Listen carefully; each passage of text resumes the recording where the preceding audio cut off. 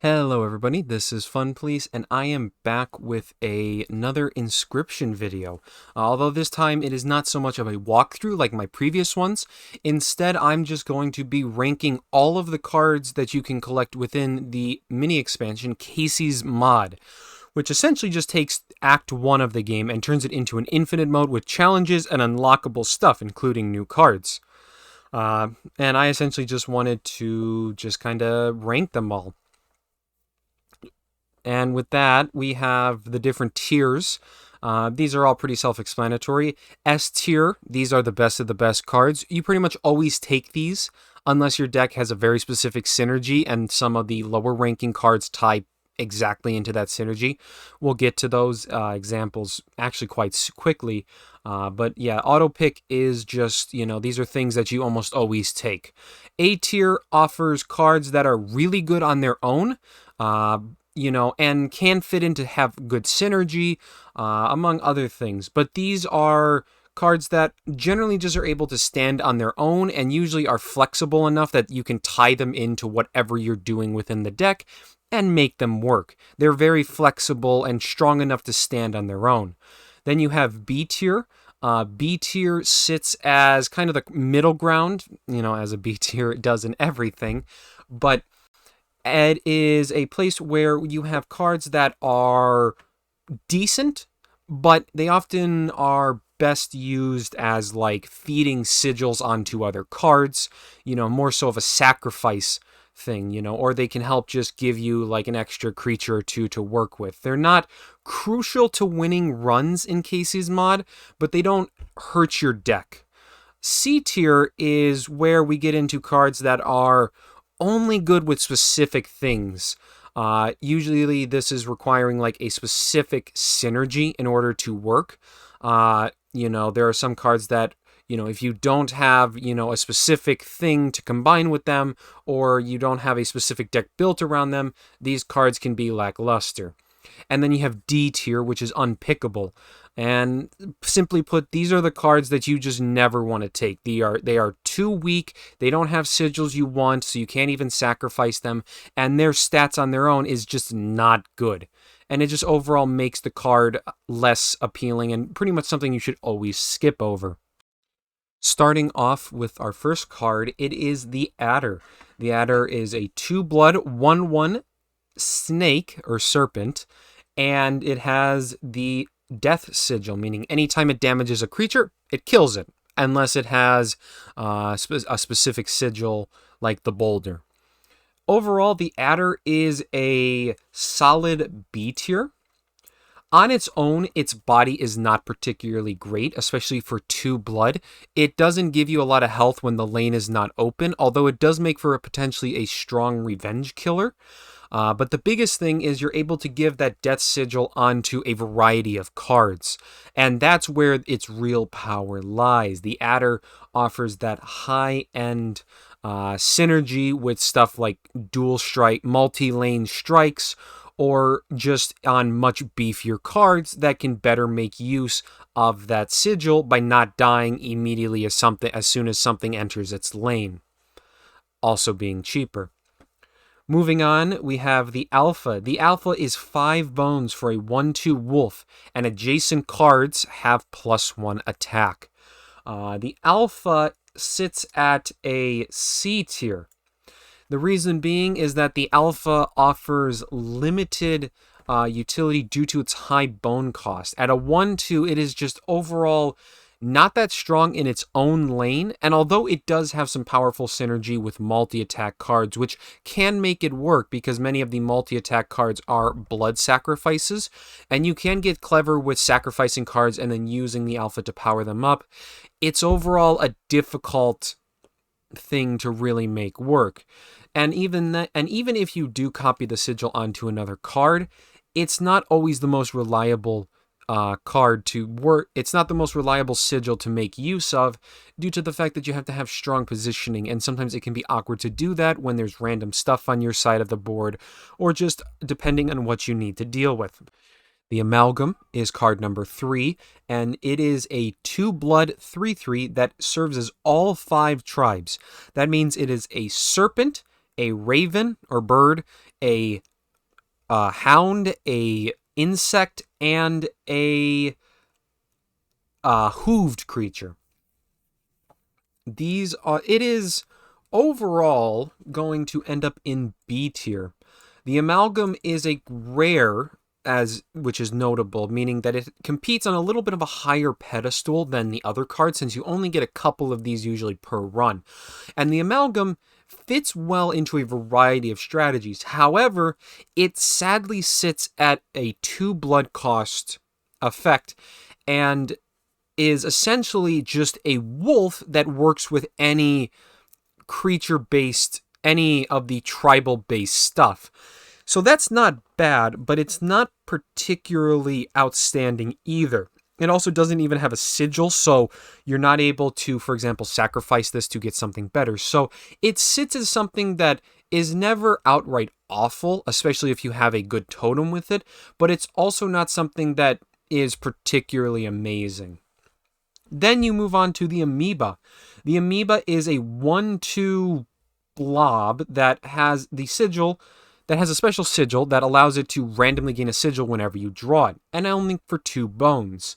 The Amoeba actually sits at A tier, for the reason being that at a 2 bone cost for a 1/2 with potentially a random sigil is actually quite good. You can very often get a sigil that is worthwhile, and many of these are very powerful. Whether that's something like a death attack, which allows it to just be a very cheap adder. It can also get sigils like multi-strikes, becoming a pseudo mantis. It could become like a cat that is a 1/2. And all of this for just a very cheap 2 bones. 2 bones is extremely affordable, and it makes the Amoeba very easy to slot into decks, as literally every deck has usually 1 or 2 bones kicking around. And the Amoeba being able to work in a deck that maybe doesn't have other bone synergy gives it a lot of power and flexibility. It's not reliable by any means, but in general, a random sigil is good enough as it's already a better opossum, and with the sigils it can be a significantly better one. Then we move on to the worker ant. So the worker ant is a 1 sacrifice insect. It has 2 health, and its attack is equal to the number of ants you control. The ant sits in C tier as a niche card. The ant offers potentially very powerful stats. With even just 2 ants out, you're able to get a 1 sacrifice 2/2 that can continue to grow. However, this synergy is difficult to come by, and as such, it is difficult to make the worker ant truly powerful unless you already have the starter deck that gives you ant-related stuff. Trying to assemble the worker ant wildly in an open with some other deck is just very difficult to do, and makes this a niche option. Unless you start the game with a couple ants, it's very difficult to fully commit to it, and if you don't commit to it, these are 1/2s and are just not good. Which, speaking of, we have the Ant Queen. The Ant Queen is a 2 sacrifice, 3 health insect. It has the same trait as the worker ant, containing its attack equal to the number of ants on the board, and it also has a sigil that adds a worker ant to your hand. Now, the Ant Queen, although I would say is definitely much stronger than the standard worker ant, sits in the same tier of the worker ant due to the fact that it is just an ant. Now, there is definitely something to be said about the Ant Queen offering itself more inherent synergy. However, this sigil is not flexible in any way. If you're not playing an ant deck, getting essentially a stoat off of whatever sigil card you gave this sigil is just not worth it. And the Ant Queen herself just essentially becomes like a 2/3, which not bad by any means, but it's very volatile and takes a lot of blood to set up compared to definitely some of the other cards. In an ant deck, she's foundational and is very, very good in that deck, but outside of it, she just remains too niche of an option. Then we move on to the Bat. The Bat is a 4-bone, 2/1 card with Flyer, or Flight. The Bat serves as a modestly costed card that is able to get in damage somewhat reliably. Flying, because of its inability to trade with enemy creatures, makes it best if placed behind some obstacle or card that can't attack, where it can consistently get in that 2 damage. The Bat, due to that 4 bone cost and the fact that it can't trade, is a bit awkward to use. And it's going to go into the niche tier. When you're investing into bone decks, it is not to say that the Bat is particularly bad, but there are other flyers that I would say are significantly better, and the cost of 4 bones is just kind of a lot compared to other cards. Bones work best when they're able to essentially revenge kill a card, when they're able to essentially slam into an enemy creature and attack it and kill it, because then you're able to gain an advantage on board where you can play upwards of 2 cards in a turn. And the Bat doesn't get that trade, meaning that when it comes down, it's going to get 2 damage on the enemy for the most part, and that's kind of it. And that's just not a very strong effect unless you're able to really stack effects on it. And it is notable that if you do stack like multi-strikes on this, the Bat can deal tons of damage. But again, that's mostly true for a lot of cards, and almost any flyer does this. It's that just the cost of the bones is what I think really holds the Bat back. Then we have the Beaver. The Beaver is a 2-sacrifice 1/3 that builds 2 dams next to it. These are 2 health cards with 0 attack, and they have the unsacrificable trait. The Beaver is a resounding D tier, and is arguably one of the worst cards within the mod. The simple problem is that the Beaver either does not provide enough stalling, or it clogs your board with unusable cards. 2 health cards are not going to stop something like a wolf or grizzly bear or some other gigantic creature from smashing through it after just 1 attack, while if you play the Beaver out and you really don't need the dams, they can end up clogging your lane, blocking one of your 4 crucial areas, making it very difficult to play out cards to sacrifice. And what this means is that the Beaver just doesn't have a use. It's not good at blocking the enemy because the dams just don't have any HP, while on the other hand, the Beaver itself is just not good, and it can also just take up space. It is just not a good card. On the other hand, the Beehive is, I think, a much better card. It is a 1 blood insect card that has 2 HP and 0 attack, and it has a sigil. Whenever it takes damage, it is able to give you a bee, which is a 1/1 flyer that costs nothing. I'm going to put the Beehive as a B tier. Quite fitting.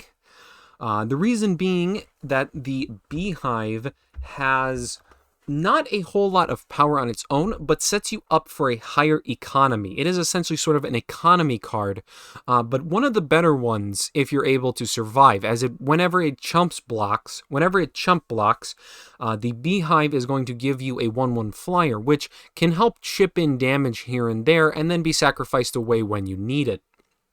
The Beehive is very receptive to campfires with its health buffs, because going to 4 or 6 HP makes the Beehive much more likely to trigger multiple times, which gives you more and more bees, making it better and better. It also is an insect, meaning that it has synergies within Insect Tribal, which is actually quite an important note. It also doesn't have any specific synergies, meaning that it's quite flexible to put in. And it's overall just a solid card. You could see it as essentially a different Warren. And both of those cards are quite powerful, especially if you can find ways to repeatedly play them over and over again. Then we move on to our first tentacle, which is the Bell Tentacle. It is a 2-sacrifice, 3 health creature that has the bell icon. And essentially what this sigil does is that the bell tentacle is able to will have attack the closer it is to the bell. So if it is in the leftmost lane, it will have 4 attack. If you move it 1 lane over, it'll have 3 attack, 2, and then 1 attack. Meaning that this is very, very powerful in the left lane, being a 4/3, which is a much bigger wolf. And the bell tentacle, I would say, ends up in the B tier, in actually C tier. And the reason being, I want to say, is that the bell tentacle serves as a better wolf, but that is not a high bar to get over, and it is also only a better wolf in the left 2 lanes, which is reasonable enough, but it also means there can be scenarios where you end up sacrificing 2 sacrifices for a 1/3. Or maybe a 2/3, and that's just not gonna cut it. And also, again, doesn't have any sigil, meaning that you have to put sigils onto this card in order to really power it up. And it doesn't work well with several different sigils. There are some it works quite well with, but as an example, the moving sigil seen on many elks is actively negative within this card, as the card will gradually lose power as it moves left on the board. So overall, it is a occasionally right pick if you really have garbage cards and nothing else fits, but I would say it is just not particularly that strong of a card. The Black Goat comes up next and is a 1 sacrifice hooved creature. It is a 1 health and 0 power creature, and has the trait that when it is sacrificed, it counts as 3 sacrifices. The Black Goat sits in a resounding A tier. And the reason being for that is that the Black Goat enables a lot of the high sacrifice cost cards. Anything over 2 sacrifices likes having the Black Goat in the deck. On top of that, the Black Goat has some additional synergy. Most notably, if you sacrifice the Black Goat to the Bone Lord, you get a significantly improved boon, which allows you to start a match with 4 bones. This is very, very powerful and makes the Black Goat surprisingly almost an auto pick in any bone-related deck, as being able to start the match with 4 bones is such a massive benefit that I would say if you're playing a bone deck, the Black Goat is an auto pick. That is how powerful it is. But outside of bone decks, it sits in a very solid A tier. It is very, very strong and helps you to power out big, powerful cards in a very reliable manner. You do end up having to spend 2 cards to do this, but with the game potentially being so reliant on very quick, very rapid attacks and winning quickly in some circumstances, that's generally not a problem. Then we move on to the Bloodhound. It is 2 sacrifices for a canine. It is 3 health and 2 power, and it has a trait that whenever an enemy creature enters a lane, it will attempt to move and block it. The Bloodhound sadly sits in D tier. The problem being is that sigil that it has is just not good. Very often the Bloodhound will run out, it will potentially kill off some smaller creature, and then it will get immediately in the face of some big enemy wolf or something similar, and the Bloodhound will just die. And that is just not what you need. It's very easy to plan already how to block bigger creatures that this sigil is not useful for you, or really on any card. This makes the Bloodhound very unreliable and essentially weak, as it is, I would say, even worse than something like the Wolf, although I would say it is slightly better than the Beaver. In fact, we can even just swap these around real quick. But overall, the Bloodhound is just kind of not that strong. It is expensive for a modest attack-sized creature that ends up often running to its death before you get to take a second turn with it, which is just not what you want. Then we move on to the Bullfrog. The Bullfrog is a 1-blood serpent. Has 2 health, 1 power, and its sigil, Mighty Leap. I remember the name, but it serves as a way to block flyers. The Bullfrog sits in niche tier. The biggest thing against the Bullfrog is the fact that it is simply very average.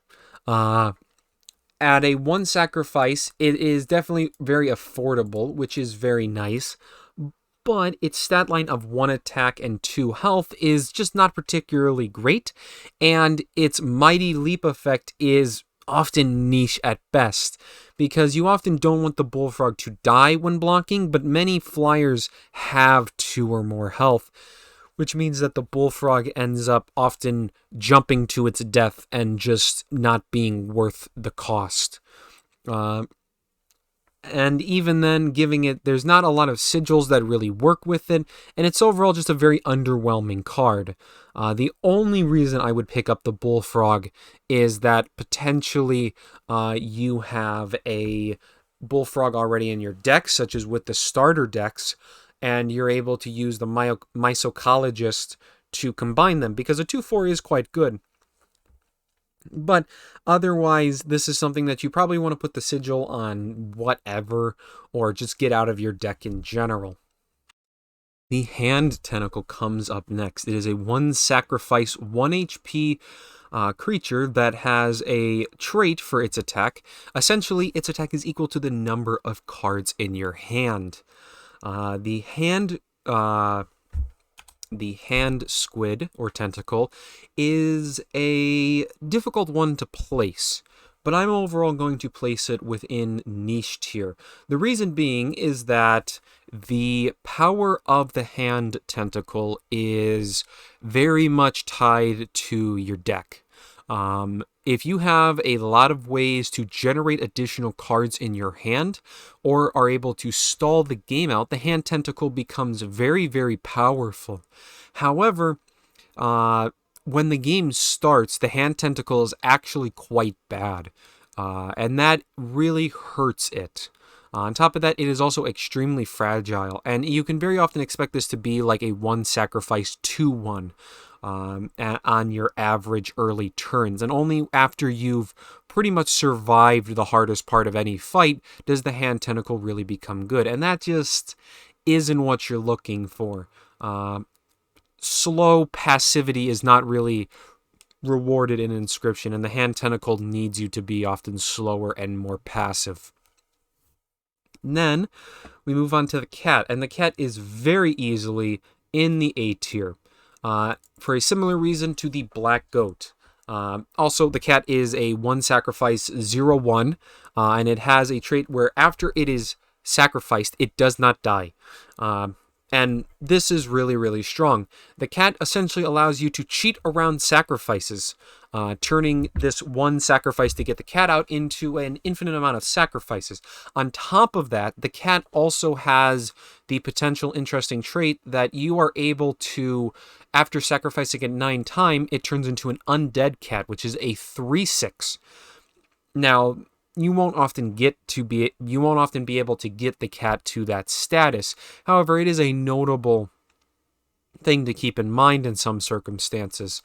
And regardless of that, the cat is just very strong. The sigil of being immune to sacrifices and offering free sacrifices is very, very powerful. So even if you don't keep the cat around, putting the sigil on whatever just makes that card significantly better. Then we move on to Child 13. Child 13 is a 1 sacrifice hooved creature. It has 0 power and 1 health, and has the same sigil as the cat, being able to be sacrificed an infinite number of times. However, Child 13 acts a bit differently. Every time you sacrifice him, he changes form.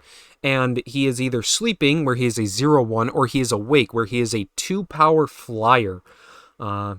And he will swap back and forth between them. Also, if you happen to sacrifice him, I believe it is 13 times, he becomes a hungry child, which is an Easter egg, but you are really never going to get that in a serious match. Game will be long over before you get there. But Child 13 is our first S tier. Child 13 is essentially a cat that is just better. The fact that he, after a single sacrifice, turns into a 2/1 flyer means that you get that extra damage going through, giving him extra utility over the cat. And it overall just helps to empower your deck more, by giving you free blood while also helping you get some damage, which can either act as a bit of healing in a way, as you're able to tip the scales and take extra damage before dying, or just use it to, help kill people. It's a very powerful card. It works well with sigils. It's a very strong option, and anytime you see it as a rare option, you should strongly consider it. Then we have the Cockroach. The Cockroach has is a 4 bones, 1/1 insect, and it has the Undying trait, meaning after this card is killed, a copy is added to your hand. The Cockroach is a very, very powerful card and is firmly in A tier. In fact, actually, thinking about it, it might also be an S tier. It sits between S and A tier. We'll put it in A tier for now. Maybe I'll change that after I talk about it. But the Cockroach in the Undying trait is an extremely powerful ability, as it almost acts in several circumstances. It is an infinite amount of sacrifices, and being able to replay any card over and over and over again can be what you need to win the game. It is not as powerful as other sigils that allow you to go infinite, which, thinking about it, is why it's going to remain in A tier. And on top of that, the Cockroach itself is not particularly strong. As a bone-based card, it is a little easier to fit in, as you can just use it as like a chump blocker or a free sacrifice, and then it gets back to your hand. And those are benefits, but the Cockroach overall just sometimes struggles to be useful, and there are some decks that you can't reliably use the Undying sigil in, which makes this weaker. But it is notable that if you have any one sacrifice card and give it Undying, then it becomes an almost infinite amount of bones, especially if it can generate additional copies of itself or do something else. Then the next card is Corpse Maggot, and Corpse Maggot is an S tier card. The reason being is that Corpse Maggot is a 5-bone, 1/2 insect, and it has Corpse Eater, meaning that when one of your friendly creatures is killed on the enemy turn, Corpse Maggot plays itself for free. Now, as a card itself, Corpse Maggot is average. You can put sigils on it, and maybe you can give it like the Adder's Death effect, so it can come in immediately and for free kill the enemy. The simple fact that it is free is very, very powerful. However, the real insaneness comes when you put its Corpse Eater sigil on anything that costs 2 or more blood. Stuff like grizzly bears, great whites, dire wolves, and even something simple as an amalgam gets significantly better when they're able to, for free, come out. Corpse Maggot is insanely strong for its sigil, and anytime you see it, strongly consider if you have any target that is even somewhat worth it, because combining the two is often enough to swing a match in your favor. The Coyote comes next. It is a 4-bone canine that has 1 health and 2 power. The Coyote is a interesting one in that I would say he probably ends up in B tier, low B tier, high C tier. The reason being is that the Coyote, unlike the Bat, doesn't have the flying sigil, which I think actually makes him a more useful card overall.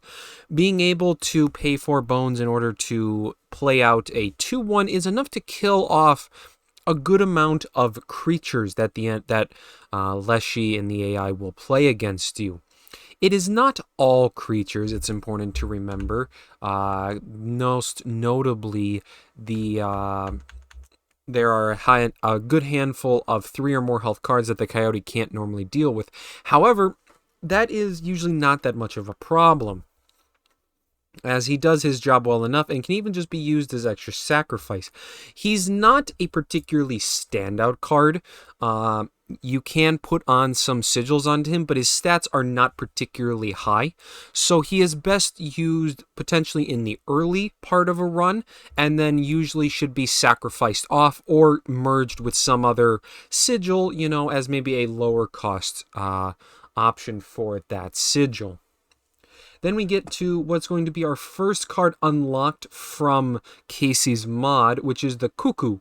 It is a 1 sacrifice bird, and it is 1 health and 1 attack.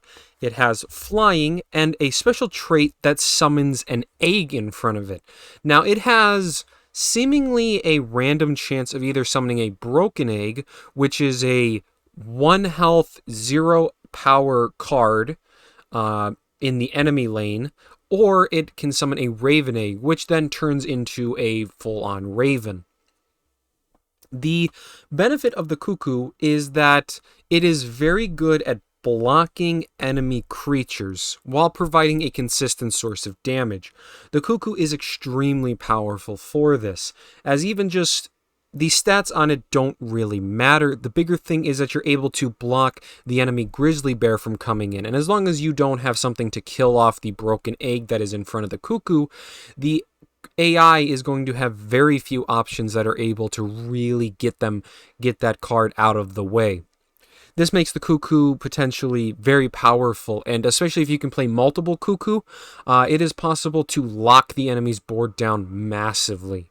And as such, I'm putting the Cuckoo in A tier. Then we have the Douse.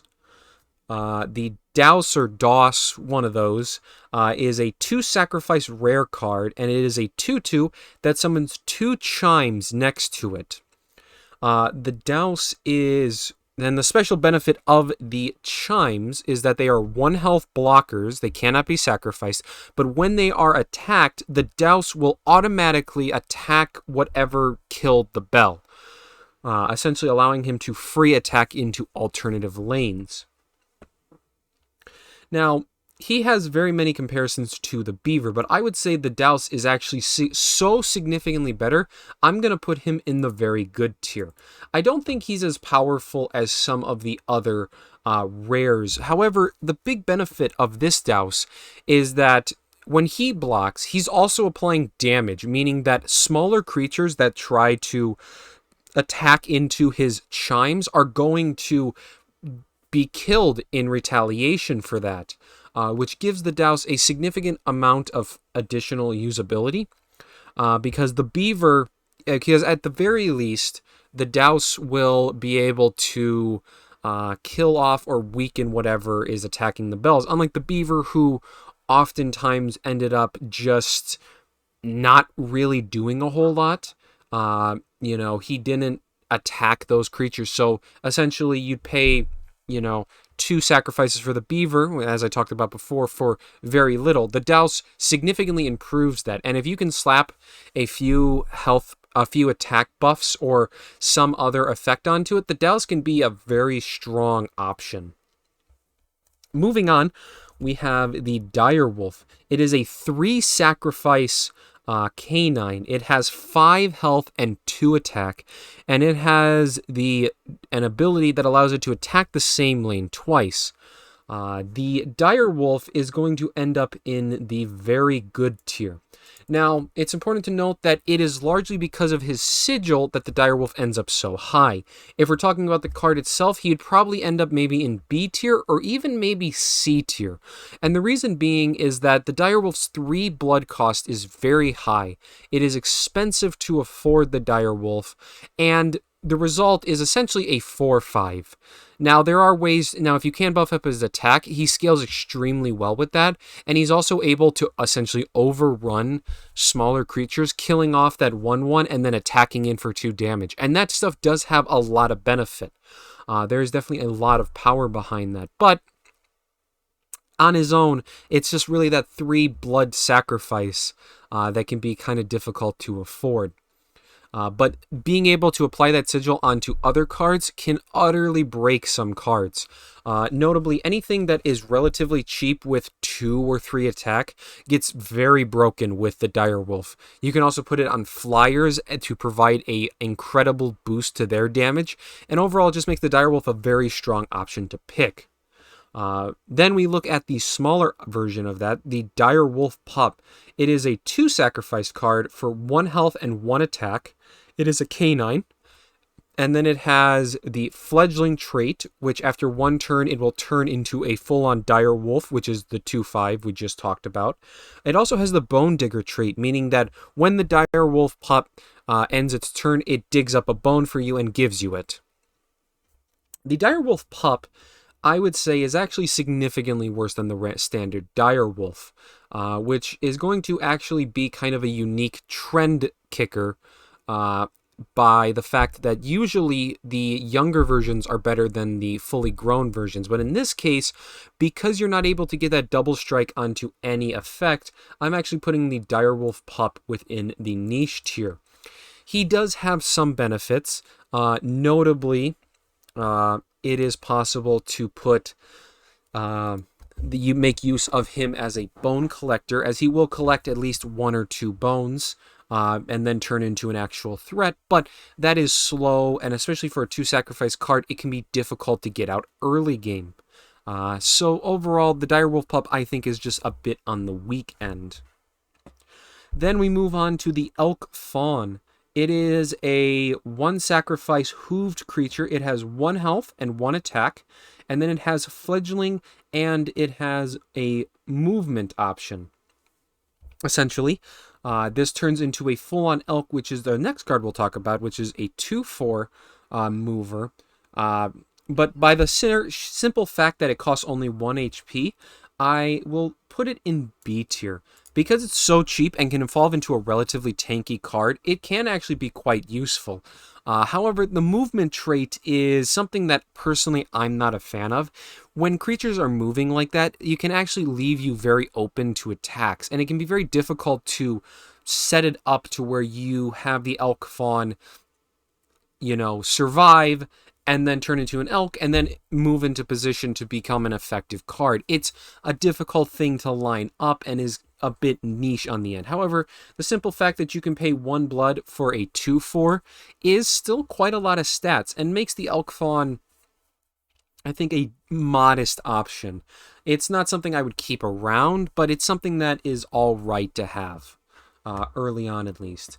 Then we have the elk, and the elk is a 2 sacrifice hooved creature that is a 2/4 and has the ability to move at the end of each turn.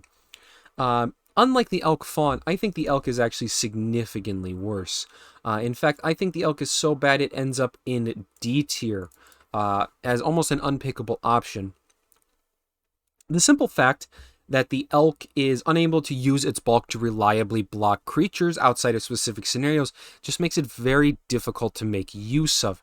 The sigil itself is not particularly great, and although the elk does scale well with certain effects, the fact that it's moving means that your positioning can really be thrown off, which can either mean the elk runs into its death or moves out of the way and lets that grizzly bear smash you for 4 damage and then you die. And I think that it's just too much work to make the elk worthwhile compared to other cards. And then we get to one of probably the best card within the game, the Field Mice. They are a 2 blood card that is a 2/2, and then it has the Fecund ability, which is essentially, when you play this card, you add a copy of it to your hand. Now, the Field Mice themselves are not particularly good, although they do have some fun interactions with stuff like Child 13 and Cat, as Field Mice can essentially go infinite there to make an infinite amount of bones, or you can make the cat an undead cat, which, is an interesting synergy. But the bigger benefit is putting that trait on something with a lower cost. Putting the Fecund trait on any card that costs 1 blood gives you an infinite amount of bones. If they have any other sigils that are beneficial, those traits will also carry over.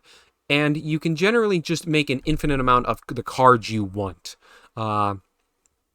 You want something like an infinite amount of child 13s. The field mice gives you a board full of child 13s, which can then be turned into flyers, and you can on turn 1 deal 6 damage flying to whatever you face, essentially insta-winning a fight. The field mice is just simply probably the single best card within the mod, and anytime you see it, pick it up. The next card is the Flying Ant. It is a 1-cost insect that has flying and then has 1 health and the ant symbol, meaning it has attack equal to the amount of ants on the board. Friendly ants on the board, I should say. Due to the nature of it being an ant, it fits firmly together with the other ant cards in C tier. It is very powerful and gives the ant deck and ant focus synergy some very consistent high burst damage that, you know, is a bit easier to push through, which does give the deck overall more consistency, on top of the fact that you just now have a 3rd ant card defined. But as talked about with the previously with the other ant cards, if you're not playing ants, this card is not very good. So that's why it remains in the niche tier. The Geck is the next card and is very good, going automatically into S tier. It is a 0-cost 1/1 serpent. And that free cost is what makes the Geck so powerful. It is one of the best things to slap any sigil on to empower it up. Notably, if you take a Geck and field mice and combine the two, the Geck is an infinite amount of free 1/1s that will always fill up the rows. It can also be made into something like an Undying Cockroach, and you're able to just always have a 1/1 out. There are also things such as Death Touch, so it can instantly kill something. Pretty much any sigil you put on the Geck makes it extremely powerful. It's an ultimate blank slate, and because of that no cost, it's just so good at it. It's one of the best cards, and arguably, I would say, is possibly the best rare within the entire game, or at least gets very close to it. But going away from a smaller card, we start looking at a few pretty massive cards. First off is the Great White. It is 3 blood for a 4/2 with Submerge. The Great White is a very interesting card.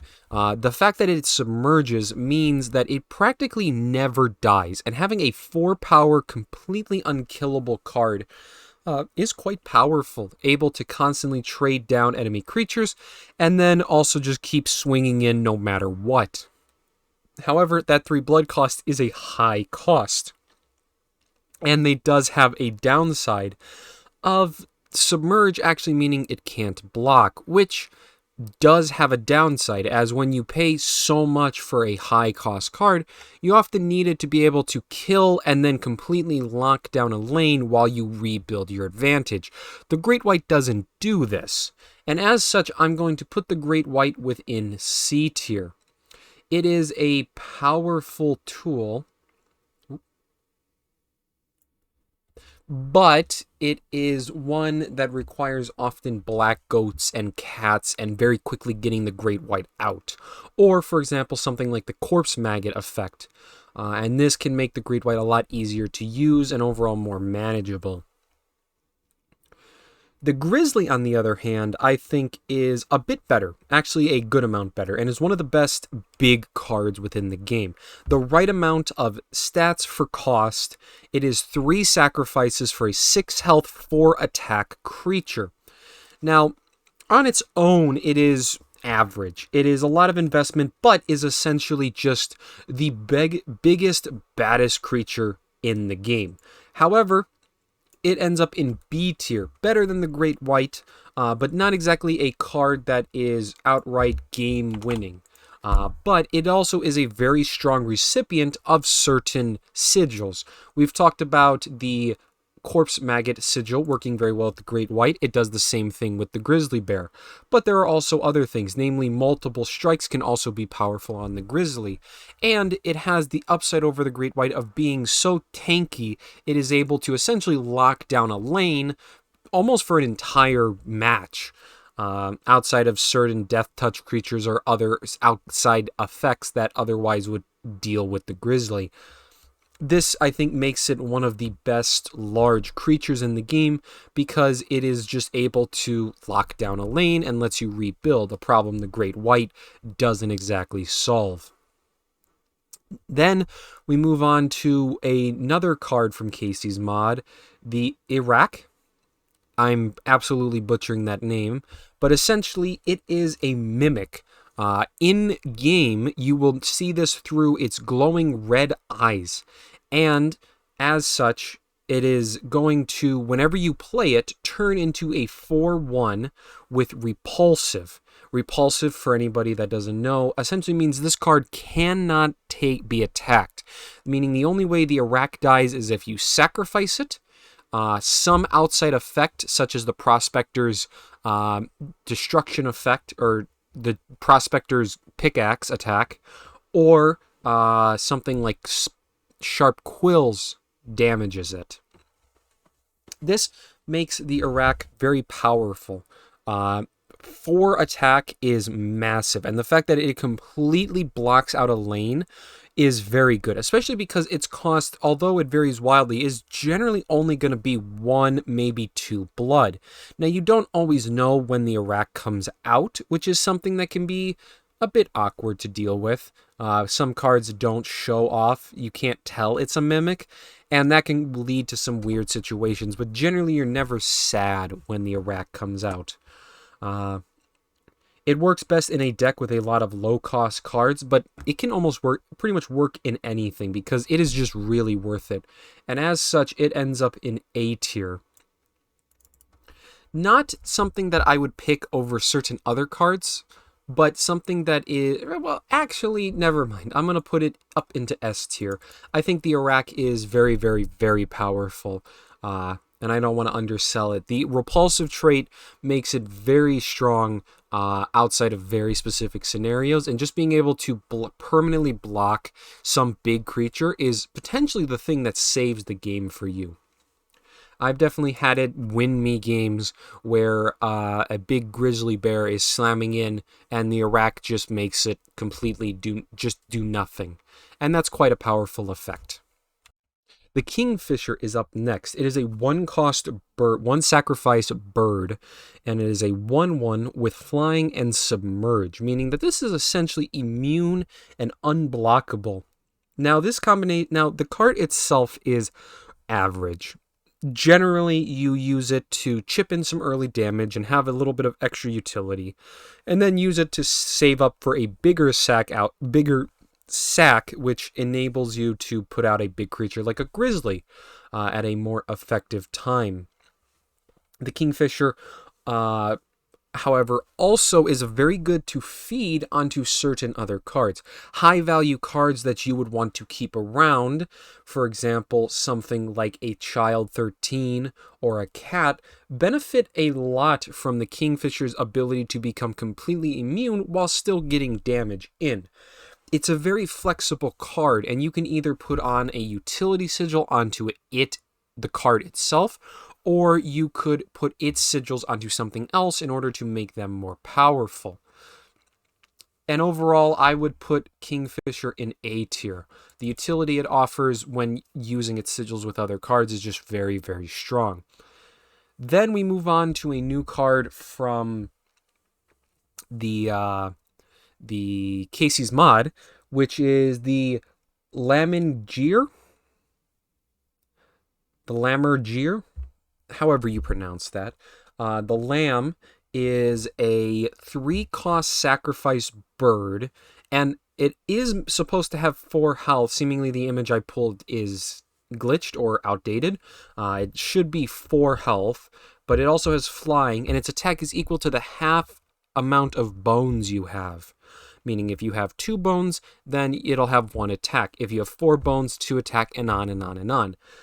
So the Lamb is meant to be sort of a top end to a bone deck, or more so a top end to a sacrifice heavy deck. You actually don't want to put this in a bone deck, as it is simply not going to work with them. As you're spending bones to play other cards, the Lamb itself is going to be losing attack. So you want this in a deck that is generating a lot of additional cards that can generate bones.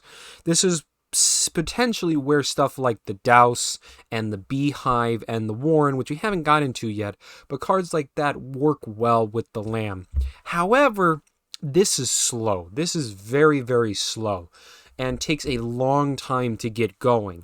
If you can start a match with a lot of bones, such as by using the Black Goat or visiting multiple Bone Lord offers, it's possible that the Lamb is able to perform well, but I think overall it's actually quite bad and ends up in D tier for me. Long Elk is up next. It is 4 bones for a hooved creature. It has 2 health, 1 attack, and then it has Death Touch and movement.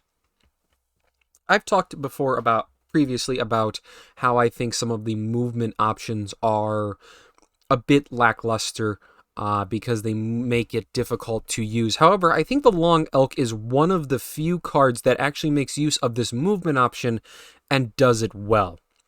One of the biggest things that comes from the Long Elk is the fact that you can play it down for bones, which means that it's not as hard to build a board with this, but you're able to play it down. It attacks and kills whatever it swings and then moves to the next lane, potentially setting up the Long Elk to wipe the board over a couple turns. The only downside is that it's quite low on health, but campfires or certain sigils or other such things can make the Long Elk more useful in that regard. But just in general, just the insta kill on a bone card makes it extremely good at revenge killing, and I think that puts it into A tier as just a solid card to look for. Then we have the Magpie. The Magpie is a 2-sacrifice bird. It is a 1/1 with flying, but it also has the ability to allow you to draw any one card from your deck. The Magpie is a very, very strong card. Being able to draw an extra card is really powerful in Inscryption, and also has the benefit of being able to tutor for it, which essentially, tutor meaning you're able to choose whatever you draw. And being able to fetch usually your broken card is actually very powerful. The body itself is not particularly great, and in fact, the Magpie is largely good when you're able to put its sigils on some other cheaper card. But that still makes Magpie, I would say, an A tier card. It's a very, very powerful option to use. Then we get on to the Mantis God. The Mantis God is a 1-sacrifice insect. It has 1 health and 1 attack, but attacks 3 lanes.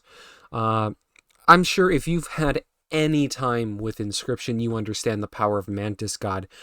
Being able to attack 3 lanes allows you to wipe enemy creatures from opposing lanes while still getting in damage here and there.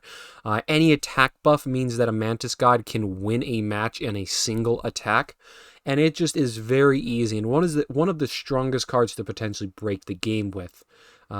It goes into S tier, and is the card I think that that best contests the Geck as the best card in the game, and comes very close to contest Geck as the best rare in the game, and gets close to being the best card in the game. Mantis is the smaller version of the Mantis God. It is 1 sacrifice for an insect. It has 1 health, 1 attack, but it only attacks the lanes to the left and right of it. It doesn't attack its own lane. This still essentially just means that the Mantis is an S tier auto pick. The Mantis, again, being able to attack multiple lanes allows for a crazy amount of damage output, and even though it can't defend itself, sometimes that is a benefit if you put it behind something like a large boulder, where it is safely a way to keep attacking both adjacent lanes with practical immunity. It is a weaker Mantis God is still a Mantis God, essentially, and it's very good, especially for its low cost. Next up is the mealworm. It is a 2-bone insect that has 2 health and 0 attack and has a trait that allows it to transfer its stats to whatever it was sacrificed to. Essentially, they eat the mealworm and gain its stats. So anything that eats the mealworm gains 2 health. This sigil is actually very powerful. It makes the mealworm firmly exist in A tier. Due to the simple fact that on its own, the mealworm is very cheap. At only 2 bones, it's very easy to put out. And through the use of campfires, it can provide a pretty massive stat bonus. And you are even able to just simply transfer the sigil onto something else that is highly statted. If you have, say, like a 1/6 creature for 1 sacrifice because you've used campfires on it, putting the mealworm sigil on it allows you to then transfer all those stats onto something else. The mealworm is a great way to improve that and even serves as an extra useful sacrifice due to it just being a very cheap way to do it. Then we move on to the Tentacle Mirror.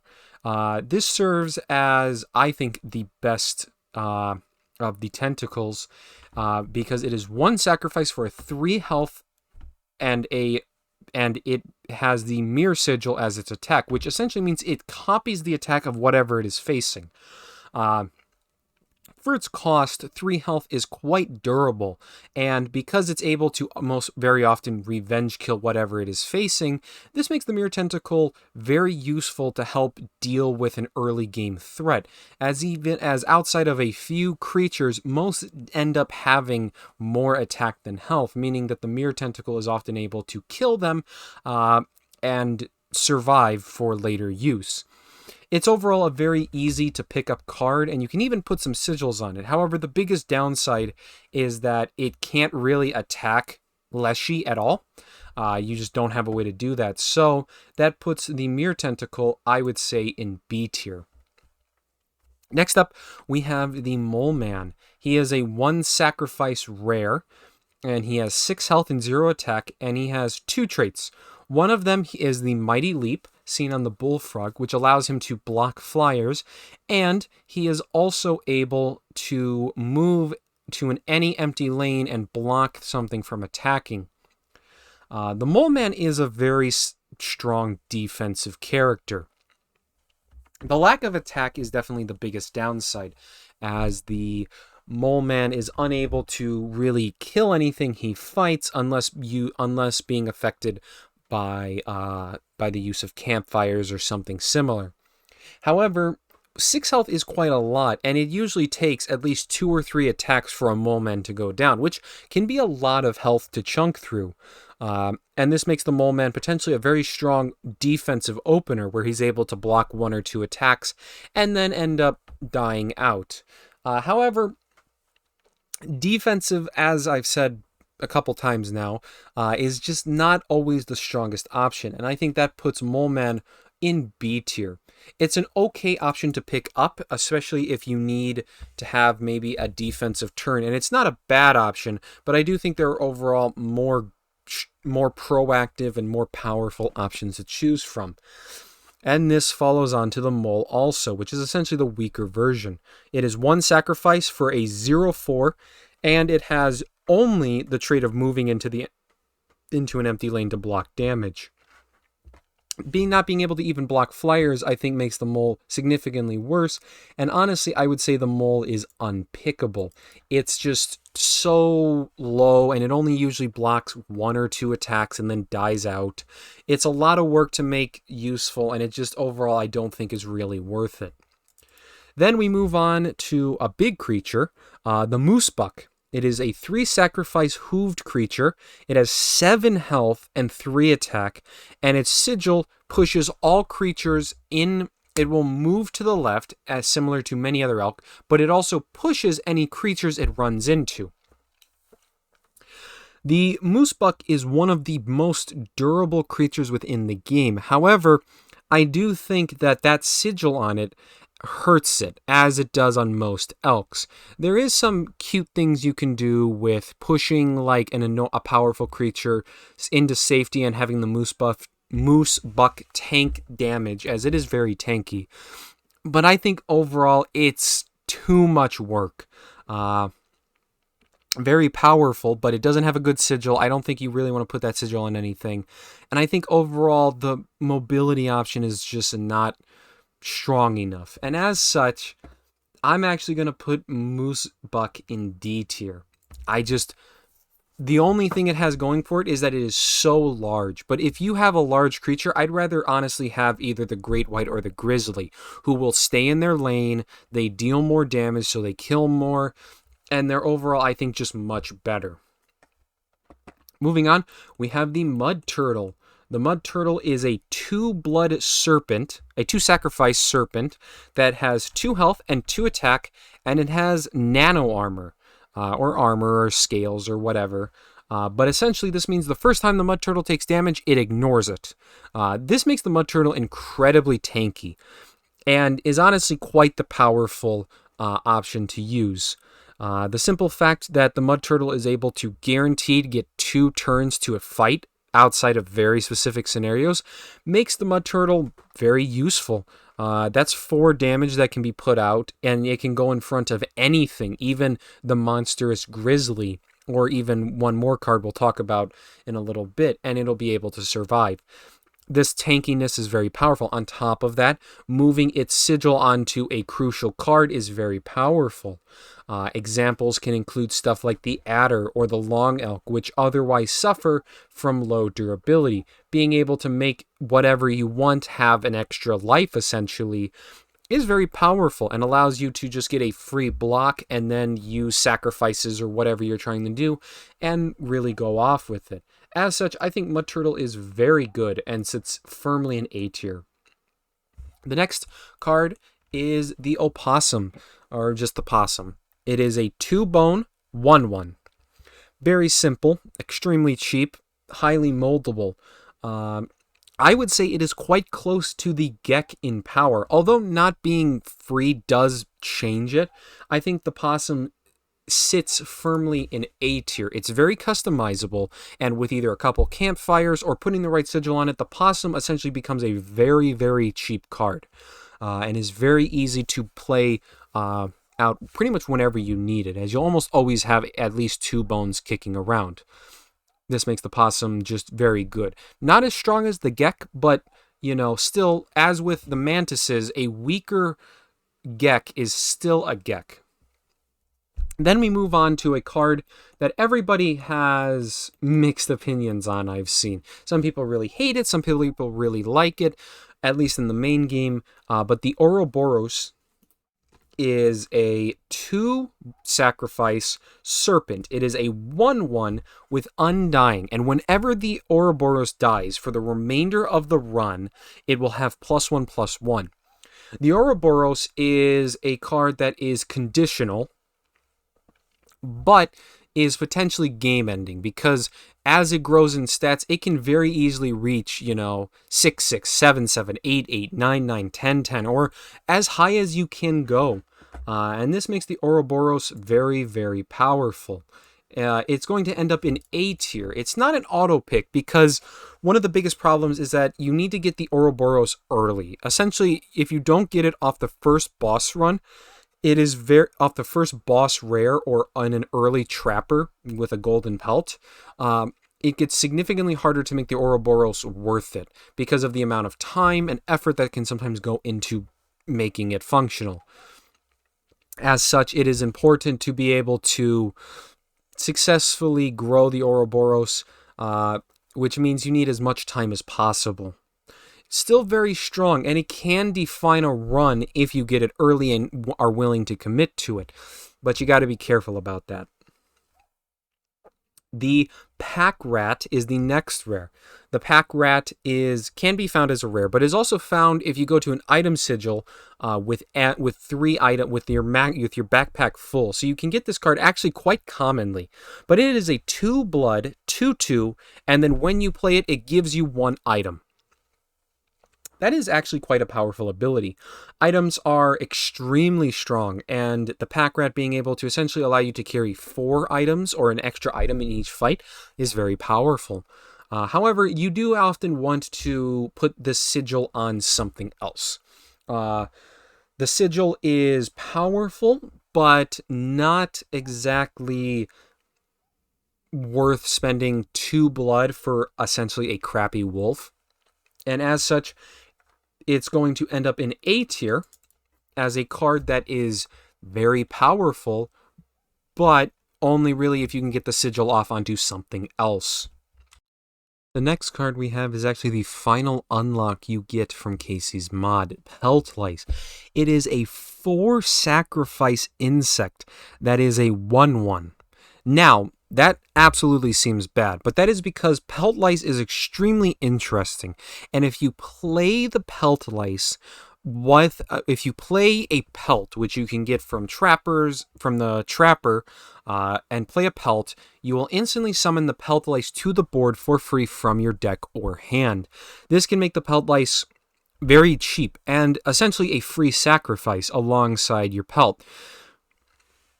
This is an extremely cool effect and is very unique. However, practically, it is more so of a fun or relatively ineffective method, and as such, it's going to actually end up in C tier. The problem is that it's a bit too small, and it takes a lot of work to get the Pelt Lice working, and you actually need to have a pelt in your deck, and you need to draw that pelt, and your reward is essentially a free 1/1.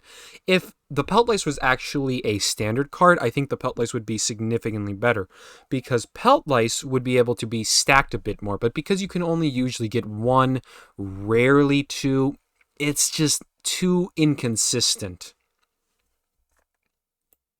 And makes for more so of a fun. In fact, I'd be willing to say it's probably better placed in D tier, seeing as it's just so specific in what you have to do to make it functional. We have the Porcupine. The Porcupine is a 1 sacrifice 1/2, and it has sharp quills, meaning after something attacks it, it takes 1 damage. The Porcupine is actually a very nice early game defensive tool. It is not something you want to take into the final fight, but early game, being able to block a lot of the 1/1s and 2/1s with the Porcupine, can take a lot of pressure off of you and makes the Porcupine a nice early game pickup. Putting sharp quills on whatever is not particularly game breaking, but is a nice little bonus to an otherwise mediocre card. There's not a whole lot to say about Porcupine. I'm going to put it in B tier as just an overall average card. The Pronghorn is a 2-cost hooved creature. It is a 1/3, and it can move as all the elks and hooved creatures do, and overall has a dual strike, meaning it attacks 2 adjacent lanes. Of all of the elks, I would say the Pronghorn is potentially one of the better ones because it can double up its damage with the adjacent lane strikes. It's a little bit easier to manage. And because it has 3 health, it is a little tankier while still being able to dish out enough damage. One of the nicest things is that, again, that double strike. And as such, I'm actually going to put Pronghorn in B tier, low B tier. It's low B tier, high C tier. As it is an alright pickup. It is not something you are going to always want to get, but it is, I think, solid enough of an option that it's okay to get. Then you have the Raccoon. The Raccoon is a 3-bone 1/1 that has a trait that enemy creatures, when they are killed, also give bones.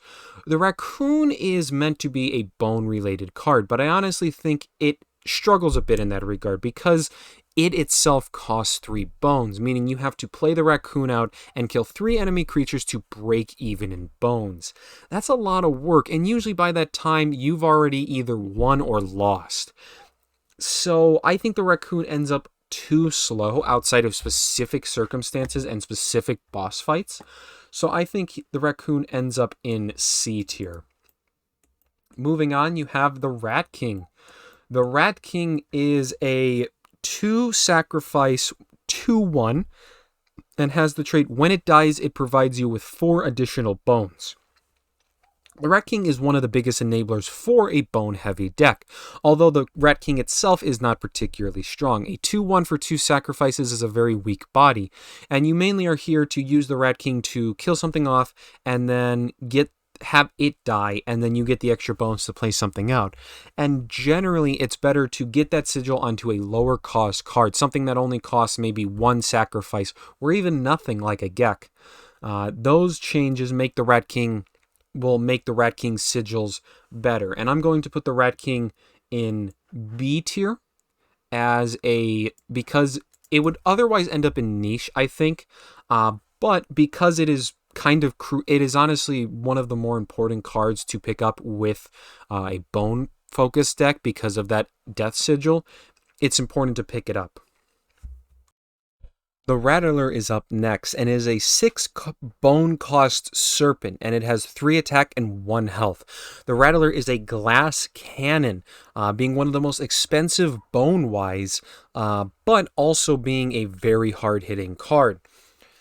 It is an interesting card, and there is the potential to actually really make it quite strong. And I think the Rattler actually fits best in a deck that is very light in its bone synergy. If you have cards like the Rat King, but don't have a lot of other bone things, the Rattler can be very powerful as a bone sink. 3 attack is able to often kill the majority of creatures outside of some of the really big ones. And this Rattler's high damage also makes him a very good pickup if you have ways to enhance his damage, such as the Dire Wolf's Double Strike or anything from the Mantises. As such, I'm going to probably be a bit bold here, but I'm going to say Rattler is an A tier card. It's something that you have to be careful about picking up, but if you can survive for a turn or two, a free 3-1 through bones is quite powerful. The Raven Egg comes next, and it is a 1 cost bird, 1 sacrifice bird, and it has 0 attack and 2 health and fledgling. It will turn into a 2-3 flying raven at the start of your next turn. The Raven Egg sits at a solid tier, namely because being able to pay 1 blood for a 2-3 flyer is pretty consistent damage. It is slow, as most youths are, and I think overall ends up at B tier as a modestly useful card, largely able to get in some cheap damage and really pressure the enemy without being too powerful, because it is balanced out by the slowness. The Raven is the next card. It is a 2 sacrifice bird. It has 3 health, 2 attack, and has flying. Now, the Raven itself, I think, is actually not that good. For 2 sacrifices, you have a card that can only pretty much attack Leshy or cards with Mighty Leap, and that can be a big tempo loss. And I think overall the Raven is actually not really worth it, and I'm going to put it in D tier. No, I'm going to put it in C tier. I think D's a little harsh for the Raven. The Raven at least can be placed behind something like a boulder and continually chip in 2 damage to help stabilize you. But you very much need a deck that is high in sacrifices or has a lot of ways to block stuff out while you have your Raven slowly do its work. The Raven Egg is much better than it because, well, you're able to put it out on turn 1 more consistently, which means that the Raven will get online, and it's just overall a lot easier to get out. Then we move on to the Red Heart. The Red Heart is a 2-blood hooved creature. It has 2 health, it has the movement sigil that all elks pretty much share, and it has a special dagger as its attack. This dagger means that the Red Heart will have attack equal to the number of sacrifices you made this turn. Meaning, for example, on the turn you play the Red Heart, because you've done 2 sacrifices to summon it, it'll be a 2-2. This is really bad. It is really cool, but it is really bad. The simple fact that you have to constantly feed in so many sacrifices to essentially have a 2 sacrifice 2-2 or a 3-2 on rare occasions is too much work. It's far too much work for not enough payoff. If the red heart was one sacrifice to get out, I could see it almost as a cheap way to feed in alongside like a larger sacrifice. But because it costs 2 itself, it hogs up a lot of resources and makes it hard to follow it up. I think this is just not good. Then we have the ringworm. The ringworm is a one sacrifice insect. It has 1 health and 0 attack. The special benefit of the ringworm is that if the survivors eat the ringworm at the campfire, then they will be killed, allowing you to no longer have to risk it. However, campfires got nerfed in Kaycee's mod, only having 1 gamble. You have a guaranteed use, and then you have 1 chance use, meaning at most the ringworm will provide you with 2 uses of the campfire, and that can absolutely be powerful. The ringworm, though, I do not think is really worth that anymore. The difference between having the ringworm offer potentially 4 to 5 campfire uses versus the ringworm's 1 guaranteed extra use is just not worth it. It is inconsistent and sometimes difficult to get the ringworm killed off. And you'll see a lot of memes about the ringworm having, like 5 health because it survived a campfire, which has practically no benefit to you. And as such, I don't think it is really worth the risk to try out a ringworm. The only time I think you should potentially use the ringworm is if you either have it in your starting deck, which a couple of the starter decks do, or if you find it like first pick and know you have a campfire in the upcoming sigils and you can try to risk it. Otherwise, I would not ever pick up the ringworm, especially in the mid to late game. After Area 2, I would avoid the ringworm at all costs, and I just don't think it's really ever worth trying. River Otter is up next. It is a 1-cost 1/1 and has Submerge. I think the River Otter is very strong. Submerge is a very strong ability on the right cards and can enable a lot of very powerful cards to pretty much become immune to enemy damage, which is a very powerful effect. I've talked about this with the Kingfisher, but the River Otter has the benefit of not giving flying, and as such, I'm actually going to put it into S tier. And this is another probably bit of a bold claim, but I think the fact that you're able to, for example, get the Mantis God to permanently be on the board unless it runs into quills is really powerful. It's a very powerful combination that is just able to really mess up enemy creatures. And there's a lot of cards that benefit from this. Stuff like the Adder, the Long Elk, dire wolves, Mantis Gods. Even something such as the Cat or Child 13 also benefit from having Submerge. There's just so much that works way better, and it helps all of the utility cards just have extra durability. It's actually quite similar to something like the Mud Turtle and helping those cards just have extra power. And then we have the River Snapper. The River Snapper is a 2-sacrifice serpent, and it is a 6 health and 1 attack. The River Snapper is very expensive and essentially relies on you finding ways to buff its power in order to be worth it. 1 attack does not deal enough damage, and it will often not be able to trade out against enemy creatures. However, it can be quite the powerful card with certain sigils, namely ones that help to improve its damage or potentially give it ways to grow. Fledgling is great on the River Snapper, making it have an extra attack after a turn. Sharp Quills can be powerful, or even something like Death Touch or the Death Effect can be powerful on it. However, that 2 cost is hard, and it doesn't deal a lot of damage unless you really work into getting it online. And I think there are just easier options. So I'm going to put River Snapper as a C tier. It is just barely above D tier because of its high health and the fact that if you can get its attack up, it can be almost like a miniature grizzly bear, and that is a powerful effect. Next up, we have the Skink. The Skink is a 1-sacrifice serpent. It has 2 health, 1 attack, and when the Skink gets damaged, it will move to an adjacent lane and will leave a tail behind, essentially meaning it survives its first attack. The Skink similar to many of the other defensive ones, works well in supporting your other support options. And I think ends up in A tier. On its own, it's actually not too bad. It's very cheap with the 1-2 stat line and can serve decent early game. But putting that sigil on stuff like mantises, mantis gods, and other things can help them survive for an extra turn, or even just help chump block more of the board. And I think overall that makes the skink useful to help stall the game out a little bit, survive those first couple brutal turns, and also just make sure your more important cards don't go aren't too vulnerable.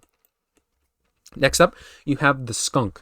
It is a 1 cost, 3 health, 0 attack creature that has stinky, meaning creatures in front of it have -1 attack. The skunk is a very powerful stalling tool, very useful at helping to defend. A creature has to have 4 attack in order to kill a skunk in one go. Not something many cards do.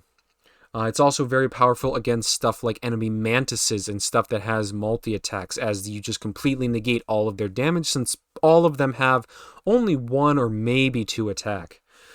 And as such, I'm going to put the skunk in A tier. It's a very solid defensive option, and then you can put Stinky on some other card, and that can help them defend themselves a bit better. Putting it on, say, a Mantis God as an example, might make it so the Mantis God lives for an extra couple turns as it keeps attacking and swinging. It's a very useful sigil. Next up, you have the Sparrow. It is a 1 cost, 1 sacrifice bird. It has 2 health, 1 attack, and flies. The Sparrow, unlike the Raven, I think is a little bit better. As a lot of cards are, the cheaper the card is, the easier it is to make work. And the Sparrow, I think, serves as a relatively cheap flyer. Now, you do have to get its attack up, I think, in order to be really worthwhile. So you have to find campfires or some other ways to enhance its power, such as multi-attacks. It does have flying, so it's not able to trade, but being so cheap, I'm going to put it in B tier as a decent option to get a little bit of damage on behind boulders or blocking, or as a cheap way to get a little bit of damage and block stuff and then sacrifice it for later. It's not particularly amazing, and I'd say it's low B tier, but I think it's overall a fine little card. We have the Stoat. This one's pretty simple. The Stoat's unpickable. I actually didn't mean to put that here, as you can't actually pick the Stoat, but the Stoat's just really bad. It's a vanilla 1. It's a basic 1 sacrifice for a 1/2. That's bad. That's just real bad. Generally, if you have the Stoat in your deck, I would just get rid of it as soon as possible. It's just not good. Risk it at a campfire and do whatever, risk it at a campfire, and if it survives both uses, then great, or if it dies, then that's fine. Then we move on to the Strange Larva. The Strange Larva is a 1 sacrifice insect. It has 3 health and 0 attack, and it has fledgling. This is one of the interesting cards, as it actually needs to survive for 2 turns to reach its full power, turning from the larva into a pupa,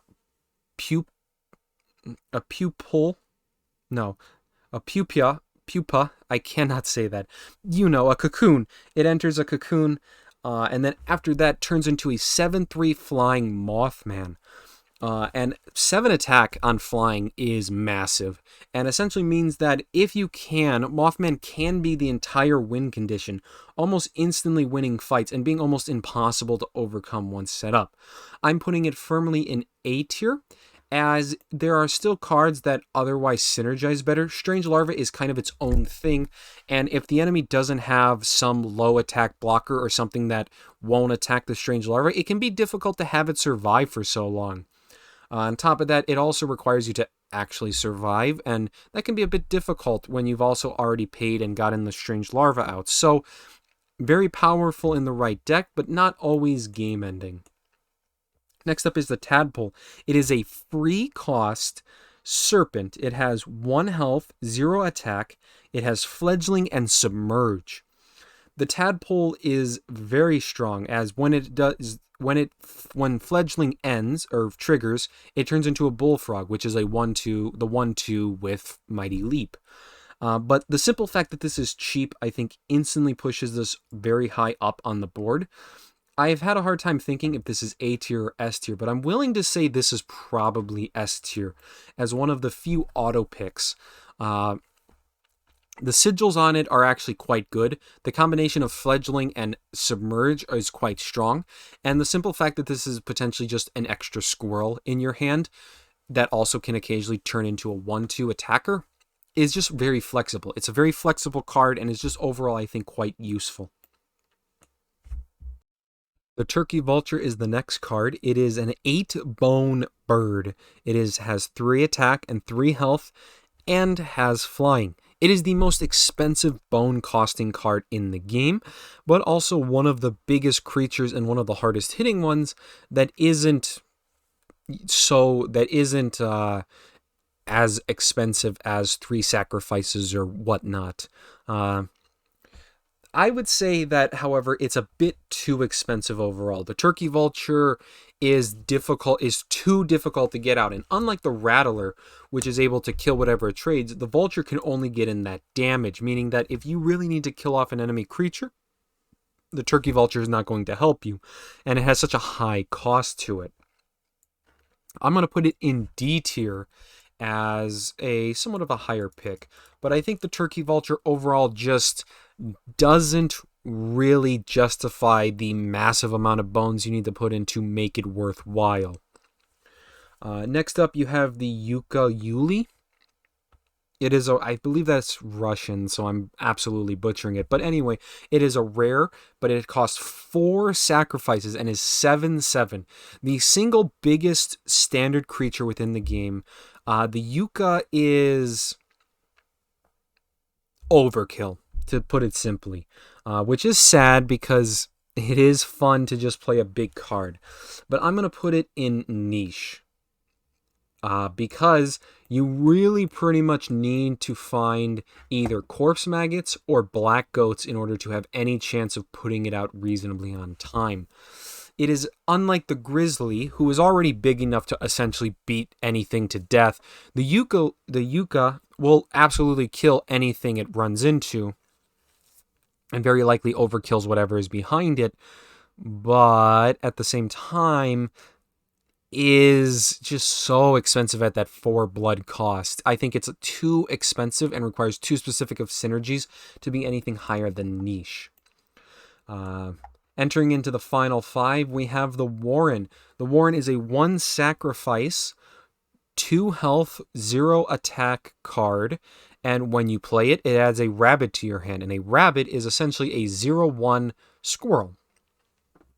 This essentially allows you to get out a free sacrifice, and essentially allows you to double up on sacrifices. You play a squirrel, sacrifice it to the Warren, and then the Warren gives you that squirrel back, allowing you to potentially have 2 things. It's a very powerful option in helping to generate bones, because you're often having 3 creatures come from a single card. You also have things like simply being able to power out more expensive blood cards, and it's overall just very flexible. I'm going to put it in A tier as a very strong option to help enable various decks.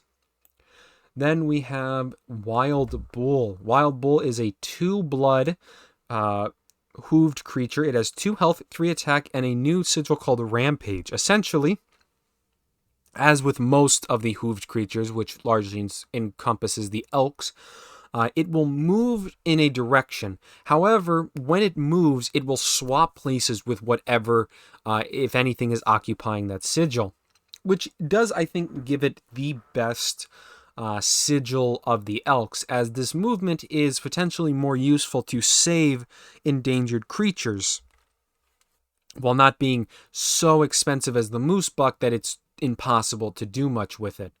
However, it is only a wolf in stat line, which I think drags it down. I'm going to put it in B tier as an average card, but maybe it should end up in C tier, as it's overall just a bit difficult to use.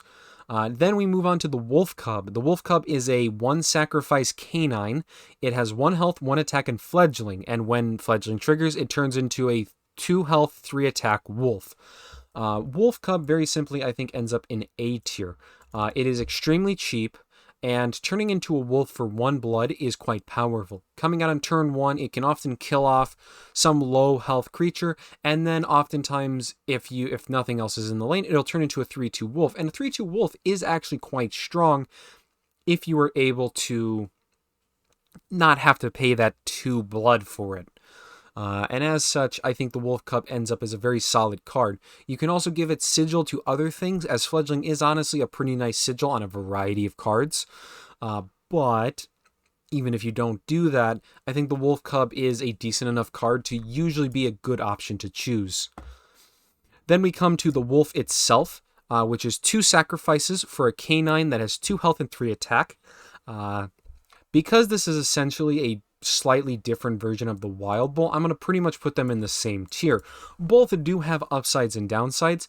The Wild Bull, as I talked about, can have some fun, interesting switching options, while the Wolf is more consistent in just attacking whatever. The problem is that I don't think the Wolf is particularly outstanding in any manner, but that's not really a big downside, because it is big enough that it often is able to kill most creatures in 1 attack, and then do its job of also dealing high damage to save you or kill Leshy off. And then the final card is the Wolverine. The Wolverine is 5 bones for a 3 health, 1 attack creature, and whenever it kills an enemy creature, or any creature anything, really, it gains 1 power. The Wolverine is going to end up in B tier. At 5 bones, it is a tad expensive, but being able to, if you can apply any sort of buffs to the Wolverine, it's not hard to really make this into quite the threatening creature. Things I like to put on it are stuff like Fledgling, Multi-Strike, Double Strike, or a variety of other things, or even Death Touch. It's a really solid card that is able to pressure the enemy and just overall keep them from dealing a lot, or just doing a lot of damage to the enemy and continuing to grow while not costing you sacrifices to get it there. And there we have it. This is my final tier list for Kaycee's mod, all of the cards that you can collect in the game. Let me know what you think down in the comments below. Do you agree with my list? Am I underrating something, or am I overvaluing something? Let me know down in the comments below. And if you check the description, you can even make your own version of this tier list. And if you do, again, go into the comments and let me know. Link me to it. I'm very interested to see what other people think of cards. Do you think there's certain cards or strategies that are too strong, that are much stronger than I'm giving them credit for? I'm very curious. But anyway, I want to thank you all so much for watching. I do have some more content coming for Kaycee's mod. Notably, I have a guide. I have some guides I want to make, but I'm waiting on a little bit more of the updates. Namely, I want to do a starter guide deck, but I want to wait until all 8 decks are out, as currently we only have the 4. And as such, I just want to make sure that when I do that, it has all 8. But otherwise, thank you all so much for watching. I promise I will do that final part of the main game at some point. Things just got a little jumbled because of the holidays and this new mod that I've been really throwing myself into. But otherwise, thanks so much for watching. Have a good day.